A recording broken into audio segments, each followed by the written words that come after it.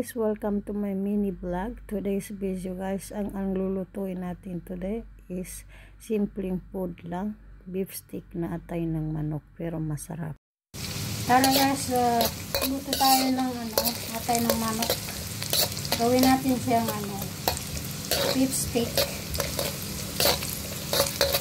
So may bawang sibuyas. Siyempre meron akong nakahanda dito na sibuyas na share ka lang pagkahiwa. Ayan. Pero saka ko na lang ilalagay ang malapit na maluto. Ganito na yung bawang niya guys at saka sibuyas. Ilalagay na natin yung atay ng manok. Yung atay ng manok guys, binoil ko, pinakuluan ko ito para hindi malangsa. Siyempre, tinanggalan ko ng mga ganun ako magluluto kasi kailangan lalo na pag-atay ng manok kasi itong atay ng manok na ito medyo malangsa lang pag hindi pa kuluan.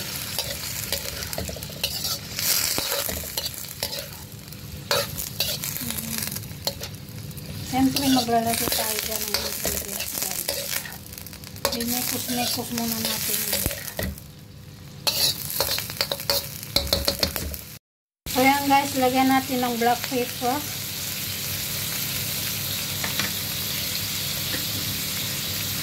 Paprika powder. Yan lang po ang ilalagay ko guys. Dalawang ingredients lang. Siyempre, may mekos-mekos din natin yun.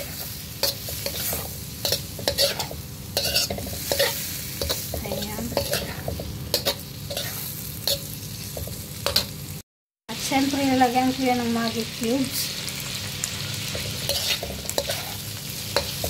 Tapos, yan guys. Madali lang ito guys kasi naluto na ito kasi binoil ko na ito. Pinakuluan ko na siya.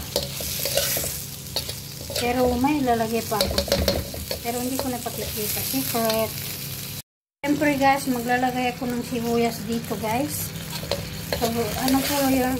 Gusto ko kasi medyo may sabaw-sabaw ng konti. Pero mawawala yan.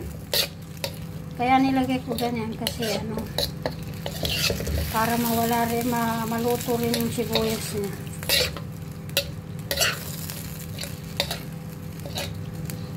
Simple luto lang ito guys, pero siguradong masarap.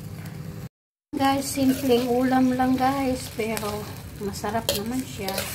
Pwede na pagtsagaan. Ganito ako magluto ng atay na beef stick. Atay ng manok. Gusto ko may sabaw-sabaw konti kasi para meron akong konting sabaw sa kanin, gano'n. Diba? So yan guys, sinimekos-mekos lang yun. Simple lang ako magluto ng atay ng manok. Kasi ako lang naman kakain, hindi social pag mayroong bisita, pero pag tayo lang, simple lang. Diba?